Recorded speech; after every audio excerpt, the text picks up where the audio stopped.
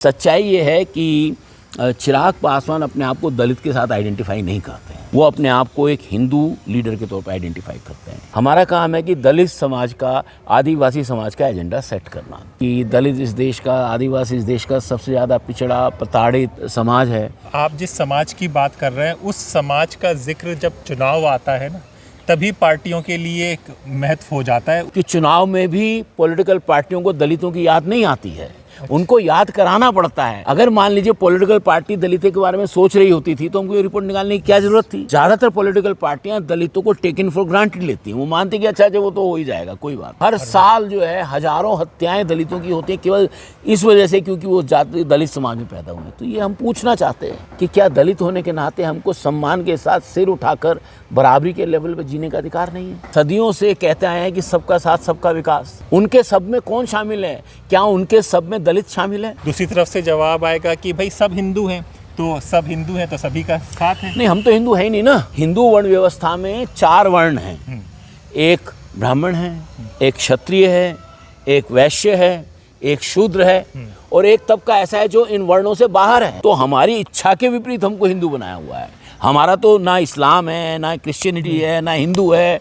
हम तो किसी धर्म के लोग ही नहीं हैं। हमारे अपने देवी देवता हैं। ये राम, कृष्ण, हनुमान, ये तो हमारे भगवान नहीं हैं। अगर हम धर्म के हिस्सा होते तो हम उनके साथ कुर्सी पे बैठ सकते थे, हम उनके साथ खाना खा सकते थे, हम उनके साथ सरकार में शामिल हो सकते थे। बिहार का दलित जो है वो देश का सबसे पिछड़ा दलित है और हमारा असेसमेंट ये है कि दलित जो है इम्पेशेंट है बिहार का। वो बदलाव चाहता है और बदलाव के उसके क्लियर इंडिकेटर्स हैं।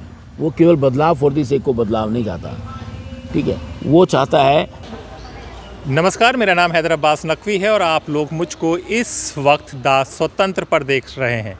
जी हाँ, आज हम आपकी मुलाकात अशोक भारती जी से कराने जा रहे हैं। Ashok Bharati ji national confederation Dalit and Adivasi organisation के चेयरमैन हैं। तो हम उनसे जानेंगे कि उनकी ऑर्गेनाइजेशन क्या कर रही है और जब वो ज़मीन पर काम कर रहे हैं तो उनको दलित और आदिवासियों की स्थिति किस तरह से दिखती है। सर, बहुत बहुत शुक्रिया, आपने द स्वतंत्र पे वक्त दिया। सर, सबसे पहले तो आप अपनी ऑर्गेनाइजेशन के बारे में हमें थोड़ा बताएंगे हमारे दर्शकों को। जी देखिए हैदर भाई, आपके दर्शकों को मेरा नमस्कार। और national confederation of Dalit and Adivasi organisations का जो इतिहास है वो 1998 में पूरी दुनिया के मुल्कों के देशों में जो रहने वाले दलित थे उनका एक विश्व सम्मेलन हुआ था 1998 में कुआलालंपुर, मलेशिया में। तो उस सम्मेलन की वजह से जो है कि उसकी कुछ खामियां रह गई। तो मुझे लगा कि हमें भारत वापस जाना चाहिए। तब मैं ऑस्ट्रेलिया में रहता था। सो 2001 में हमने पहला एक पूरे देश के दलितों का एक सम्मेलन बुलाया जिसको हमने कहा national conference of Dalit organisations. करीब 189 ऑर्गेनाइजेशन ने उसमें हिस्सा लिया। तो इस तरह से जो है फिर बाद में 2007 में जो दूसरा सम्मेलन हुआ उसमें हमने जो है कॉन्फ्रेंस का नाम बदलकर कॉन्फेडरेशन कर दिया। 2012 में आदिवासियों की मांग करने पर हमको उसमें आदिवासी शब्द हमने जोड़ा और फिर इस तरह से ही हो गया national confederation of Dalit and Adivasi organisations. तो ये तो मोटे बहुत संक्षेप में उसकी हिस्ट्री है जी। और नेकडोर का प्राइमरी काम है कि हमारा अनुभव ये कहता है कि जो दलित समाज है, जो आदिवासी समाज है, वो अपने 3-4 मुद्दों के उनका जो इंटेलिजेंसिया है, उनके जो एक्टिविस्ट हैं, उनका जो सोचने का जो होराइज़न है वो बहुत ही लिमिटेड हो जाता है। तो वो उनके एक्सपोज़र का भी एक बहुत बड़ा कारण है और अपने डेली जद्दोजहद में इतना लगे रहते हैं कि उनको पता ही नहीं लगता है। तो नेकडोर का एक काम ये है कि एक तो जो दलित लीडरशिप है, चाहे वो सामाजिक लीडरशिप हो, चाहे सोशल लीडरशिप हो, चाहे इंटेलेक्चुअल लीडरशिप हो, चाहे वो बिज़नेस लीडरशिप हो, तो उनके सोचने के दायरे का विस्तार कैसे हो। दूसरा हमारा जो बड़ा काम है, जो मुख्य काम है हमारा काम है कि दलित समाज का, आदिवासी समाज का एजेंडा सेट करना। तो और वो तभी कर सकते हैं कि जब वो उनके जो रियल इश्यूज़ हैं, ज़मीन पर क्या हो रहा है उनके साथ, तो जब तक हम ज़मीन पर जाएंगे नहीं कैसे होगा। तीसरा काम हमारा ये है कि हम अर्बन इंटरवेंशन कम करते हैं। हमारा जो इंटरवेंशन है रूरल एरिया में करते हैं, उसके पीछे रीज़न ये है कि 1956 में डॉक्टर अम्बेडकर ने आगरा में एक सम्मेलन किया था। आगरा की एक मीटिंग को उन्होंने संबोधित किया था। उसमें उन्होंने कहा था मैं अपने ग्रामीण क्षेत्र के लोगों के लिए बहुत कुछ करना चाहता था, मैं कर नहीं पाया। क्योंकि उनकी ज़रूरतें ऐसी थी। तो उन्होंने कहा लेकिन अगर अब मैं करूँगा तो ग्रामीण क्षेत्र के लोगों के लिए करूँगा। तो वो नागडोर उस वैल्यू को मानता है कि जो डॉक्टर अम्बेडकर का काम छूट गया था ग्रामीण क्षेत्रों में जाने का, उस काम को हम कर पाएँ। तो मोटे तौर पर ये हमारे काम है। तो हमने जो है कि डेवलपमेंट के जो इश्यूज़ हैं, ह्यूमन डेवलपमेंट रिलेटेड जो वर्क है और जो उनकी ज़मीनी इंटरवेंशंस हैं, आप समझते ही हैं कि दलित इस देश का, आदिवासी इस देश का सबसे ज़्यादा पिछड़ा, प्रताड़ित, उत्पीड़ित और एक्सक्लूडेड, बहिष्कृत समाज है। तो उसकी ज़रूरतें बाकी समाजों से थोड़ी अलग हैं और ख़ास तौर से जब वो स्टेट में नहीं है, जुडिशरी में नहीं है, मीडिया में नहीं है, बिजनेस में नहीं है, प्रोफेशनल लाइफ में उसकी जो बहुत कम लोग हैं, तो ऐसे में उनकी ज़रूरतें बाकी समाज के मुकाबले में ज़्यादा हैं अगर हम उनको अपनी बराबरी के ऊपर लाना चाहते हैं। सर, लेकिन आप जिस समाज की बात कर रहे हैं उस समाज का जिक्र जब चुनाव आता है ना, तभी पार्टियों के लिए एक महत्व हो जाता है, उसके बाद उनको इग्नोर कर दिया जाता है। हम देखते हैं उस समाज के क्या है, कभी आप IAS IPS बन जाते हैं, पूरन कुमार उनका भी हो जाता है, रायबरेली में भी देखते हैं, आए दिन ये घटनाएं होती रहती हैं। तो इसको किस तरह से आप लोग देखते हैं, किस तरह से इस पे आप लोग काम कर रहे हैं? देखिए, मैं एक बात तो ये कहना चाहता हूँ, जो आपने कहा ये बड़ा कॉमन परसेप्शन है कि जब चुनाव होता है तभी दलितों की याद आती है जी। मैं आपको ये बताना चाहता हूँ कि चुनाव में भी पॉलिटिकल पार्टियों को दलितों की याद नहीं आती है। उनको याद कराना पड़ता है कि हम भी इस दुनिया में एग्जिस्ट करते हैं, हमारे बारे में सोचो। जैसे हमने ये जो बिहार दलित क्या चाहते हैं जी, अगर मान लीजिए पॉलिटिकल पार्टी दलितों के बारे में सोच रही होती थी तो हमको ये रिपोर्ट निकालने की क्या ज़रूरत थी, हमको दलितों की बात करने की क्या ज़रूरत थी। इस देश में ज़्यादातर पॉलिटिकल पार्टियां दलितों को टेकन फॉर ग्रांटेड लेती हैं, वो मानती कि अच्छा जो वो तो हो ही जाएगा, कोई बात नहीं। तो मैं समझता हूं कि ये बात जो आपका जो कॉमन परसेप्शन है कि चुनाव में ही दलितों की बात नहीं होती है, इस वजह से उनके लिए कोई पॉलिसी नहीं बनती, इसलिए उनकी जो नीड्स है उस पर ध्यान नहीं जाता है, क्योंकि वो सोचते हैं कि ये तो दारू और मुर्गे से खरीद लेंगे। ठीक है, तो अब जो आपने बात दूसरी हरिओम वाल्मीकि और पूरन कुमार की बात की, आप देखिए दोनों के कॉन्टेक्स्ट अलग हैं, दोनों के राज्य अलग हैं। एक एकदम मतलब बहुत ही गया गुजरा किस्म का जो है इंसान है, जो कि थोड़ा अपनी पत्नी से मिलने आया था, वो जगह ढूंढ रहा था और किसी को पता नहीं था उसकी जाति क्या होगी। और दूसरा व्यक्ति जो है वो रिनॉन्ड व्यक्ति है, वो ब्यूरोक्रेसी में ADG लेवल का व्यक्ति है, IPS है, जो देश की सबसे बड़ी सेवाओं में से एक है। लेकिन दोनों को झेलना क्या पड़ रहा है, दोनों को केवल जाति के आधार पर दोनों के ऊपर अत्याचार हुआ। एक का जाति के आधार पर हत्या कर दी गई, पीट कर हत्या कर दी गई, और दूसरे को इतना प्रताड़ित किया गया, इतना परेशान किया गया, इतनी झूठी बातें उसके बारे में कही गई कि उस व्यक्ति को अपना सम्मान, अपनी डिग्निटी बचाने के लिए आत्महत्या करनी पड़ी। तो इस देश में क्या दलित डिग्निटी के साथ नहीं जी सकते? दलित ये पूछना चाहते हैं।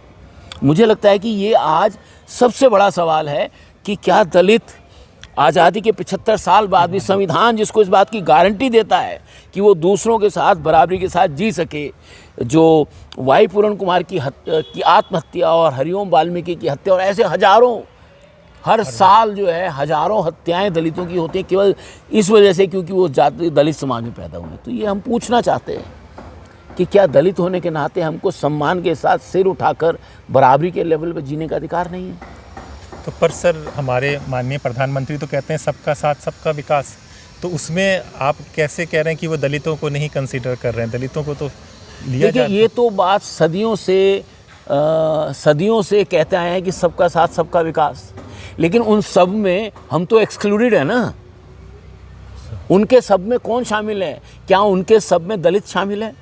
क्या उनके सब में आदिवासी शामिल है? अगर शामिल है तो उसके क्या इंडिकेटर्स हैं? उसके कुछ इंडिकेटर होंगे ना, केवल कह देने से तो कोई शामिल नहीं हो जाता है। ठीक है, हमको शादी की, जैसे गांव देहात में क्या होता है कि भाई सारे गांव वालों को बुला लो, हैं सारे गांव वाले पंगत में बैठ के खाएंगे और दलितों की पंगत अलग से होगी।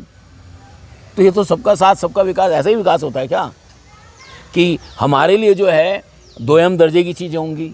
तो मैं समझता हूँ कि सबका साथ सबका विकास कहने का तब तक अर्थहीन है, ये तब तक अर्थहीन है जब तक कि ये स्पेसिफाई ना की जाए इस सब में कौन कौन शामिल है और कौन कौन शामिल नहीं किया गया है। तो पर सर इसका अगर ये कहा जाएगा, अगर आप कह रहे हैं तो दूसरी तरफ से जवाब आएगा कि भाई सब हिंदू हैं, तो सब हिंदू हैं तो सभी का साथ है। नहीं, हम तो हिंदू है ही नहीं ना। अच्छा, आप हिंदू नहीं? हम तो वर्ण व्यवस्था के बाहर वाले लोग हैं। आपको जानकारी होगी ना, हिंदू वर्ण व्यवस्था में 4 वर्ण हैं। एक ब्राह्मण है, एक क्षत्रिय है, एक वैश्य है, एक शूद्र है, और एक तबका ऐसा है जो इन वर्णों से बाहर है। दलित जो हैं, अनटचेबल जो हैं, वो इस वर्ण व्यवस्था से बाहर के लोग हैं। तो हम तो हिंदू है ही नहीं। लेकिन सेंसस वालों ने, इस देश के लोगों ने हमको ज़बरदस्ती हिंदू मत बना दिया। तो हमारी इच्छा के विपरीत हमको हिंदू बनाया हुआ है। हमारा तो ना इस्लाम है, ना क्रिश्चियनिटी है, ना हिंदू है। हम तो किसी धर्म के लोग ही नहीं हैं। हमारा तो अपना कल्चर है, हमारी अपनी संस्कृति है। हम तो मेहनतकश लोग हैं। हमारे अपने देवी देवता हैं, जो कोई किसी गली के कोने पे होता है, कोई किसी छोटी सी कोने पे बना होता है। तो ये राम, कृष्ण, हनुमान, ये तो हमारे भगवान नहीं हैं। अच्छा सर, ये मतलब कि हमारे दर्शकों के लिए ये एकदम नई बात होगी, इसको थोड़ा समझा पाएंगे? नहीं, अब देखिए क्या है कि हिंदू धर्म की, जिसको हिंदू धर्म कह रहे हैं, उसकी खासियत क्या है? उसकी खासियत ये कि वो वर्णों में बटा है और वर्ण जातियों में बटी है जी। तो जो हिंदू धर्म व्यवस्था, जो प्राण, जो इनके धर्म ग्रंथ हैं, उनके हिसाब से ही जो अवर्ण हैं, जो पंचम हैं, वो उनके धर्म का हिस्सा नहीं है। अगर हम धर्म के हिस्सा होते तो हम उनके साथ कुर्सी पे बैठ सकते थे, हम उनके साथ खाना खा सकते थे, हम उनके साथ सरकार में शामिल हो सकते थे, हम उनके धर्म की परंपराओं में शामिल हो सकते थे। हम तो है ही नहीं कहीं। जब हम कहीं पर नहीं है तो हम कैसे उनके धर्म के हिस्से हैं? हम तो अपने एग्जिस्टेंस की लड़ाई लड़ रहे हैं। हमारी तो लड़ाई इसी बात की चल रही है कि हमको बराबरी के लेवल पर स्वीकार किया जाए, पर हमको कोई स्वीकार नहीं कर रहा है। और जब भी हम अपने सम्मान की बात करते हैं, अपनी बराबरी की बात करते हैं, तो कभी हम हरिओम वाल्मीकि बन जाते हैं और कभी हम जो है वाई पूर्ण कुमार बन जाते हैं। तो सर इसमें तो जैसे जो आपके समाज से नेता लोग आते हैं, उनकी भी कहीं ना कहीं गलती नहीं है, क्योंकि वो सब एक एक ग्रुप बनाकर अपना अपना झुंड लेके चल रहे हैं। कुछ एक उसमें आ ही नहीं पाता तो आवाज़ कैसे पहुंचेगी? बिट जाएगी। सबको लगता है कि ये सब हमारे साथ हैं। जैसा कि आपने कहा कि दारू और मुर्गे में कि शाम के वक्त चुनाव वोटिंग से पहले रात को झुग्गी झोपड़ी में बटेगा और वोट वहीं पर पड़ेगा जहाँ से वो सामान आया होगा। देखिए, हमको ये समझना है कि हमारी जो पॉलिटिकल व्यवस्था है वो मेजॉरिटी बेस्ड है। लेकिन डॉक्टर अंबेडकर ने ये कहा था कि दलितों को उनके प्रतिनिधि उनके द्वारा चुनने का अधिकार दिया जाना चाहिए। अनफॉर्चुनेटली वो व्यवस्था जो है 1950 के भारत के संविधान के बाद वो बात रही नहीं। तो ये हुआ कि सामान्य सीटों से रिजर्व सीट्स बन गई। मैं ये आपके साथ साझा करना चाहता हूँ कि ये जो रिजर्वेशन है, ये जो हमारे प्रतिनिधि चुनने का जो करीब 134 के करीब शेड्यूल कास्ट और शेड्यूल ट्राइब के प्रतिनिधि हैं, ये चुने तो समाज के आधार पर जा रहे हैं, लेकिन चुन पूरा समाज रहा है। तो उस पर एक्चुअल में कंट्रोल तो ना शेड्यूल कास्ट का, अपने शेड्यूल कास्ट का तो किसी भी हालत में शेड्यूल कास्ट लीडर्स के ऊपर कोई कंट्रोल नहीं है। वो बजाय समाज के प्रतिनिधि बनने के, वो अपने घर के अपने आप में इंडिविजुअल प्रतिनिधि हैं और उनके विकास से हमारे विकास का कोई लेना देना नहीं। मैं आपको बताऊं कि अब बिहार से एक बड़े मंत्री आते हैं, वो पहले मुख्यमंत्री भी रहे हैं, मुसहर समाज से आते हैं। तो अगर हम उनके परिवार के डेवलपमेंट का मॉडल देखेंगे और मुसहर समाज का मॉडल देखेंगे तो आपको पता लगेगा कि मुसहर समाज और उनके समाज में ज़मीन आसमान का फ़र्क है। तो क्या जीतन राम मांझी के चीफ मिनिस्टर बनने से या केंद्र में मंत्री बनने से क्या मुसहर समाज का विकास हो गया? या फॉर एग्जांपल मैं अगर अर्जुन राम मेघवाल हैं, वो दलित समाज से आते हैं, राजस्थान से आते हैं, बीकानेर के सांसद है, IAS ऑफिसर भी थे राजस्थान में। क्या उनके विकास से दलित समाज का विकास हो गया? चलिए छोड़ दीजिए, चिराग पासवान, ठीक है, वो एक मिक्स दंपत्ति की संतान है, ठीक है, उनके पिताजी दलित थे और वो दुसाध समाज के बाकायदा एक बड़े हीरो थे। हम भी उनको मानते थे, दलित समाज के बड़े हीरो थे। लेकिन चिराग पासवान का विकास होने का मतलब क्या दुसाधों का विकास हो गया? दुसाध तो अभी भी पिछड़ा है, दुसाध तो अभी भी नौकरियां मांग रहा है, दुसाध तो अभी भी शिक्षा मांग रहा है। बिहार का दलित जो है वो देश का सबसे पिछड़ा दलित है। तो हमें ये समझना है, मैं दलित नैगडोर इस बात को बहुत गहराई से समझता है कि दलित समाज में व्यक्ति का विकास समाज के विकास का मानक नहीं है। वो इंडिकेटर है कि हाँ ये समाज आगे बढ़ने की दिशा में है, लेकिन बढ़ गया है इसकी कोई गारंटी नहीं है। सर हम लोग बिहार इलेक्शन पे बात करेंगे, उससे पहले मैं ये जी। भी जानना चाहूँगा कि जैसे ये सब जो परेशानी है, ये सब जो दलितों के साथ अत्याचार हो रहा है, ये सब तो गांव देहात में होता होगा। दिल्ली जैसा शहर तो इन सब से अलग होगा, वहाँ पर तो कुछ इस तरह की चीज़ें नहीं होती होंगी, यही लोग समझते हैं। नहीं, ऐसा नहीं है कि देखिए जाति जो है कई जगह तो बहुत क्रूड फॉर्म में जाती है।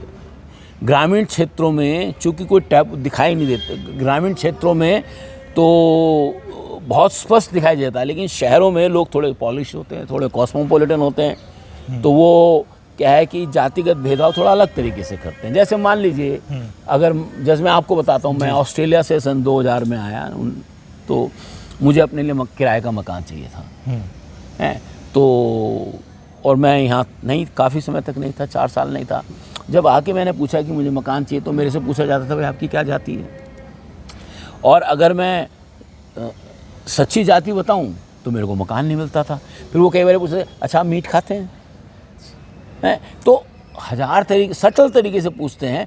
अल्टीमेटली मेरे को ये करना पड़ा कि मुझे अपनी वाइफ को कहना पड़ा, मेरी वाइफ ने मकान ढूंढा, क्योंकि मेरी वाइफ जो है वो दलित समाज से नहीं आती है। तो ये जो है ना, ये एक हमारे, और ये केवल दिल्ली में नहीं है, ये देश के किसी भी बड़े शहर में है।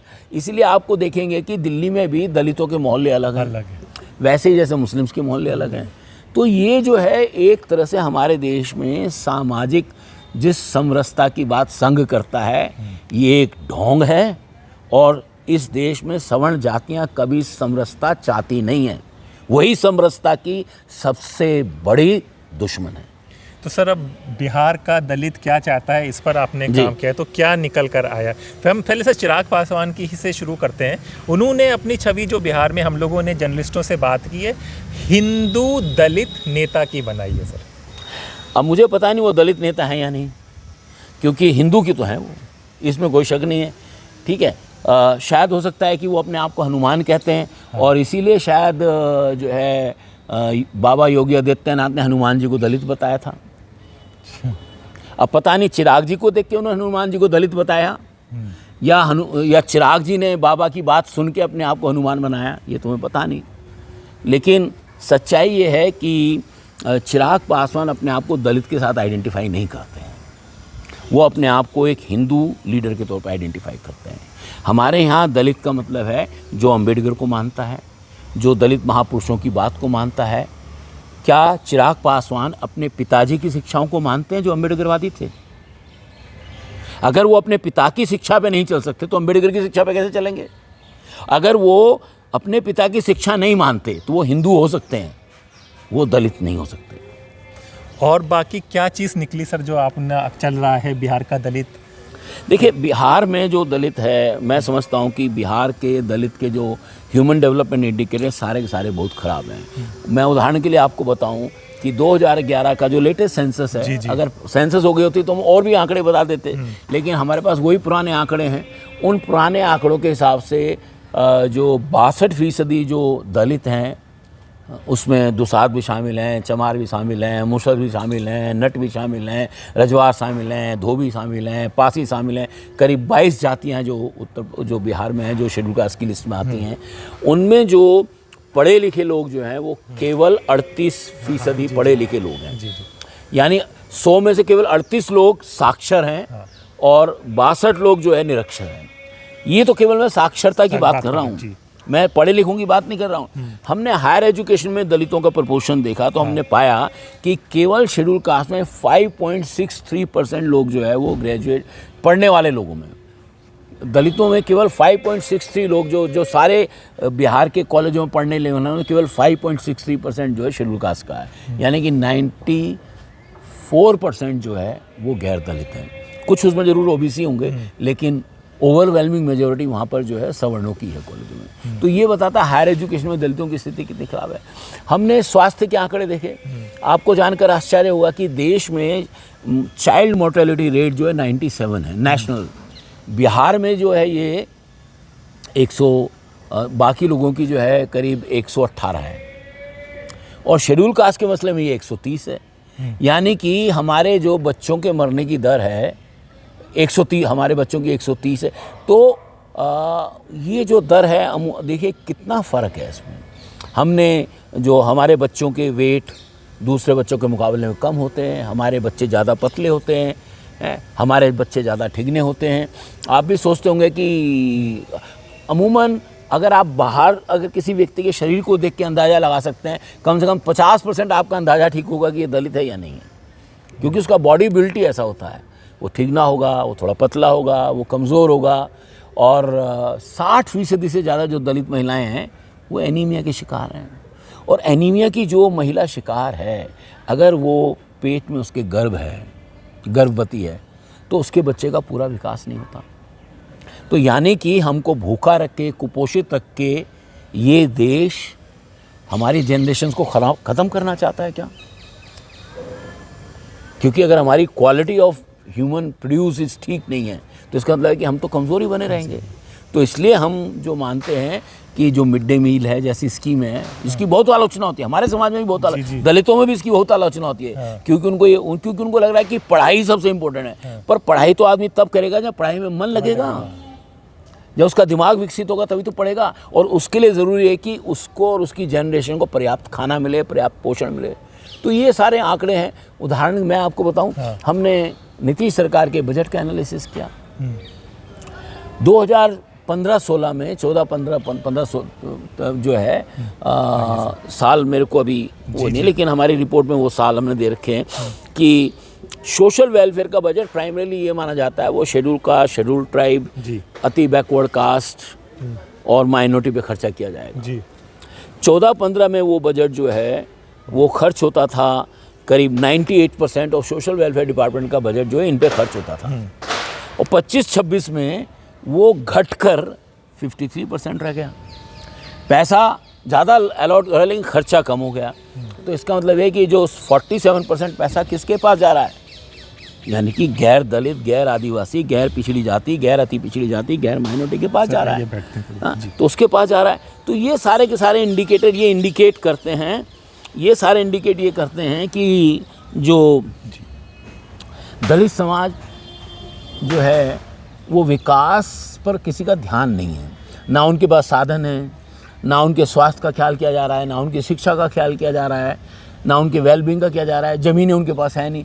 केवल हमारे पास हमारी आबादी वहाँ पर करीब 2.25 करोड़, 2000 ये जो लेटेस्ट है उसमें तो उसके हिसाब से हमारी करीब 2 करोड़ के करीब आबादी है। लेकिन हमारे पास ज़मीन केवल 0.5 मिलियन हेक्टेयर है, जबकि बिहार की जो कृषि भूमि है वो 5.5 के आसपास मिलियन हेक्टेयर है। तो हमारे पास तो हमारी आबादी के हिसाब से ज़मीन नहीं है। हमारे ज़्यादातर लोग भूमिहीन हैं। जो व्यक्ति भूमिहीन है वो रोज़गार कैसे करेगा? सरकार के पास वहाँ कोई इंडस्ट्री नहीं है, कोई उद्योग नहीं है, कैसा विकास है? तो हम पूछ रहे हैं कि भाई ये विकास पुरुष आप पिछले 20 साल में आपने विकास का कौन सा मॉडल खड़ा किया है जिसमें ना दलितों को साधन मिल रहे हैं, ना संसाधन मिल रहे हैं, उनकी शिक्षा की स्थिति नहीं सुधर रही है। एक बड़ी बात और हो रही है, सरकार ढिंडोरा पीट रही है कि हमने सब जगह सड़कें बना दी। एग्रीड, बिहार में नीतीश कुमार जी ने बड़े पैमाने पे सड़कें बनवाई हैं और हमें ये भी पता है सड़कें क्यों बनती हैं, ये ठीक है। लेकिन सड़कों के किनारे रहने वाले जो दलित थे उनको उजाड़ दिया गया है। आपको मैं बताऊं, बिहार में बैली रोड पर लालू प्रसाद यादव जी के ज़माने में, क्योंकि उन्होंने दलितों को एक रोशनी दिखाई थी, उनको इकट्ठा किया था, उनकी आवाज़ बने थे, तो उन्होंने जब वो बने तो उन्होंने क्या किया कि मुसर बिहार में, पटना में बहुत रहते थे, तो उन्होंने सब मुसरों की झोपड़ियों को हटा के उन्होंने वहाँ 4-4 मंजिली बिल्डिंगें बनवा के मुसरों को बसाया।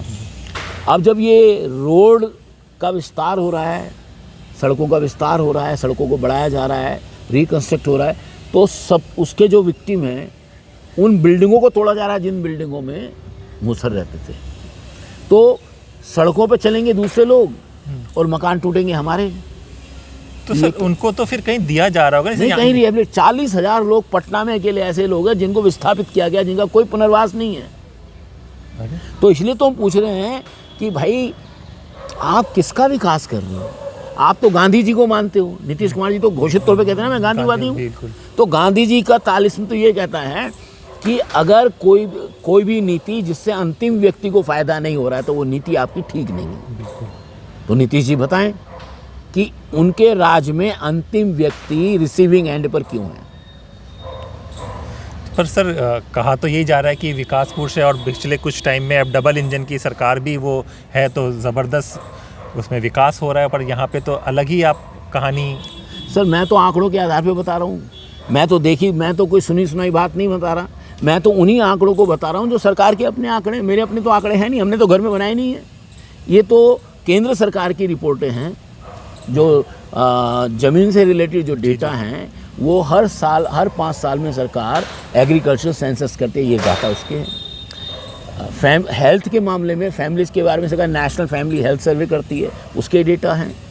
एजुकेशन के बारे में लिटरेसी के जो रेट के जो डेटा होते हैं वो सबसे पुख्ता होते हैं सेंसस के, वो डेटा हैं, ठीक है। All India survey of higher education सरकार हर साल एक रिपोर्ट निकालती है, उसके डेटा हैं। हमारे तो डेटा ही नहीं है, डेटा तो सरकार के हैं।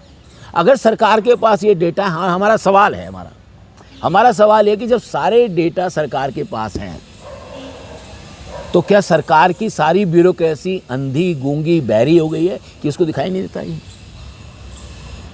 सर यहीं पर मेरे ख्याल से समाज शायद कंफ्यूज हो जाता होगा, क्योंकि अगर बड़े दलित नेता मायावती जी की बात करें तो वो तो एक तरह से भाजपा की तारीफ़ कर रहे हैं और बिहार में इलेक्शन आ रहा है, फिर इस तरह के आंकड़ों का कोई मायने नहीं होता, क्योंकि जो आम आदमी है वो तो नेता की बात सुनता है, नेता की बात समझ में आती है उसकी। आपकी बात सही है, और मैं समझता हूँ कि देखिए इस वक्त करीब 10 पॉलिटिकल पार्टी ऐसी हैं जिनके जो प्रेसिडेंट हैं वो शेड्यूल कास्ट हैं, इंक्लूडिंग कांग्रेस के प्रेसिडेंट भी शेड्यूल कास्ट हैं। तो आज दलितों को, इतनी सारी पार्टियां हैं दलितों की, लेकिन सवाल ये क्या दलितों के जो एमपीज़ हैं, एमएलएज़ हैं, जो पार्टी प्रेसिडेंट हैं, क्या वो दलितों की सामाजिक आर्थिक स्थिति के डेटा को जानते हैं? क्या वो उनकी ज़मीनी हालात से परिचित हैं, या केवल अपने एक आइलैंड में रह रहे हैं, अपने एक आइलैंड ऑफ कन्वीनियंस में रह रहे हैं, और उनको जो कोई आके कहानी सुनाता है उस कहानी को सुन लेते हैं? हमको ये भी देखना पड़ेगा कि जिस डॉक्टर अंबेडकर और कांशीराम के बारे में एक बात हम कह सकते हैं, वो पढ़ने लिखने वाले लोग थे, ठीक है। और मैं दावे से कह सकता हूँ, मैं आज दावा करके कह रहा हूँ, आप दलित समाज के किसी भी लीडर से, मेंबर ऑफ पार्लियामेंट से, विधायक से पूछ लीजिए कि इस देश में शेड्यूल कास्ट की कुल कितनी जातियाँ हैं।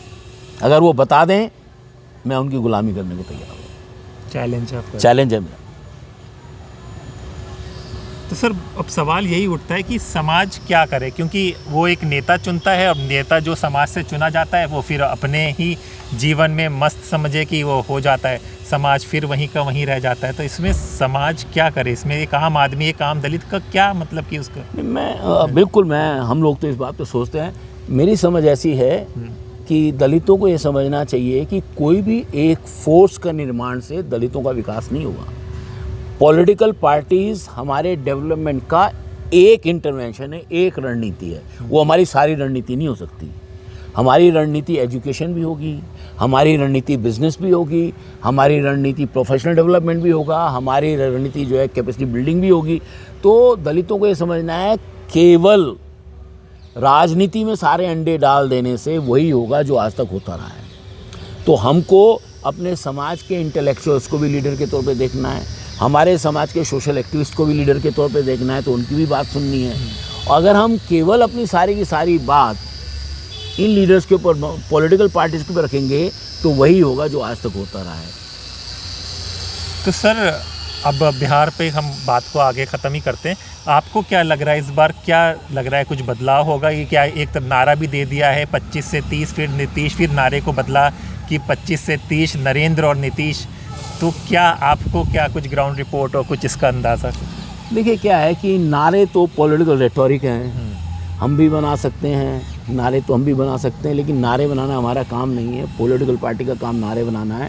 हम तो ये पूछना चाहते हैं, और मैंने करीब 20 ज़िलों में दलित राउंड टेबल किए बिहार के, ठीक है, गया से लेकर और सीतामढ़ी तक हम लोगों ने राउंड टेबल किए, दरभंगा में की, मधुबनी में की, चंपारण में की, बहुत सारी जगह हमने राउंड टेबल की है। और हमारा असेसमेंट ये है कि दलित जो है इम्पेशेंट है बिहार का, वो बदलाव चाहता है, और बदलाव के उसके क्लियर इंडिकेटर्स हैं। वो केवल बदलाव फॉर दी सेक को बदलाव नहीं चाहता, ठीक है, वो चाहता है कि उसको ऐसी सरकार चाहिए जो उसको रोज़गार दे, उसको ऐसी सरकार चाहिए जो उसको शिक्षा का इंतजाम करे, उसको ऐसी सरकार चाहिए जो उसको ज़मीनें दे, उनको मकान दे, उनको रिहेबिलिटेट करे, उनके हेल्थ के इंडिकेटर इंप्रूव करे। और हमने ये एक बाकायदा 20 पॉइंट चार्टर बनाया है। हमने डिफरेंट पॉलिटिकल पार्टी, हमने इंडिया गठबंधन को भी दिया है, हम एनडीए को भी दिया है। हम देखते हैं कौन करेगा। और मुझे इस बात की बड़ी खुशी है कि हमने जो ये 20 सूत्री कार्यक्रम दिए थे तो उसमें 10 सूत्र तो आरजेडी ने जो अपना दलित मैनिफेस्टो निकाला है या इंडिया ब्लॉक जो निकालेगा या उनका जो मैनिफेस्टो बनेगा उसमें हमारे बहुत सारे पॉइंट ऑलरेडी शामिल हैं। एनडीए का मैनिफेस्टो जब आएगा उसमें भी देख लेंगे हम। और मेरी समझ ऐसी है कि बिहार इस बार बदलाव की दिशा में देख रहा है। अब और बदलाव बिहार में हमारा मानना है कि 2 ही ताकतें हैं। एक ताकत इंडिया गठबंधन है और दूसरी ताकत जो एनडीए है। और एनडीए ताकत ऑलरेडी 20 साल से सरकार में है।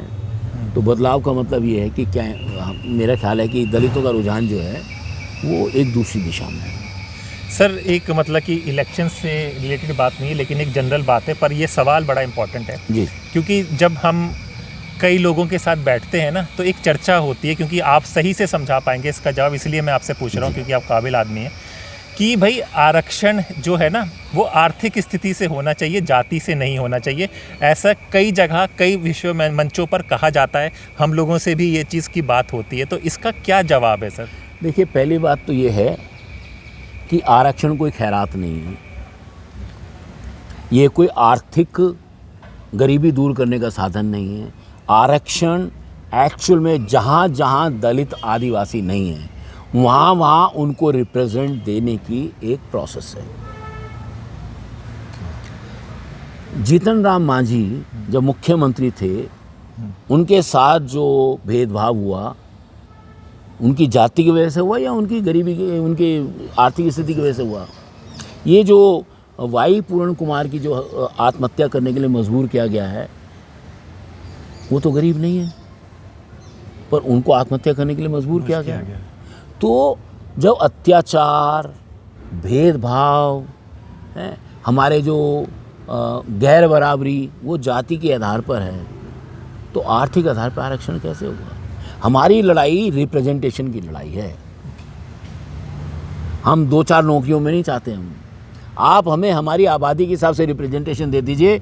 हम दावे से कहते हैं, आप अगर हम एक ही लाइन पे खड़े होकर दौड़ना शुरू करेंगे, हम दावे से कह सकते हैं हम किसी से पीछे नहीं रहेंगे। अभी क्या है कि उनकी लाइन 100 साल आगे है और हमारी लाइन जो 100 साल पीछे है।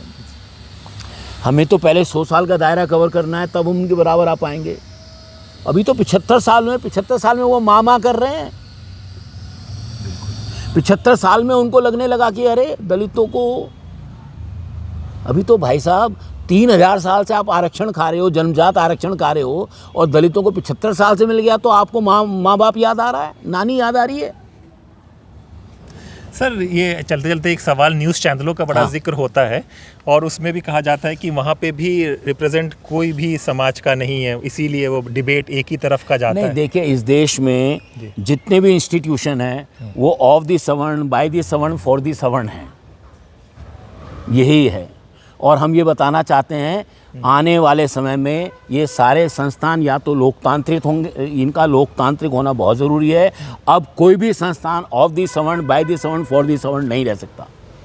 सर चलते चलते कुछ हमारे दर्शकों के लिए अगर कहना चाहेंगे तो? नहीं, मैं बस यही कहना चाहता हूँ कि आप लोकतांत्रिक मूल्यों में यकीन रखें, भारत के संविधान में यकीन रखें, और ये जो गैर बराबरी की ताकतें भारत के संविधान को तबाह करना चाहती हैं, भारत के लोगों का सुख चैन समाप्त करना चाहती हैं, हम इनसे सावधान रहना, उनको किसी भी हालत में कामयाब नहीं होने देना है। तो आपने सुना अशोक भारती जी के विचार। तो इसी तरह की शख्सियत जो स्वतंत्र पर आकर स्वतंत्र आवाज़ की तरह आपको सही चीज़ समझा सके, क्योंकि बातें बहुत चीज़ें कट छट कर आती हैं और मेन स्ट्रीम मीडिया में ये सब बातें आ ही नहीं पाती। तो ऐसी शख्सियत बराबर आप द स्वतंत्र पर देखते रहेंगे। तो अपने दोस्त हैदर अब्बास नकवी को इजाज़त दिए। सर बहुत बहुत शुक्रिया, आपने अपना वक्त निकाला। बहुत बहुत शुक्रिया। फिर होगी तो नमस्कार।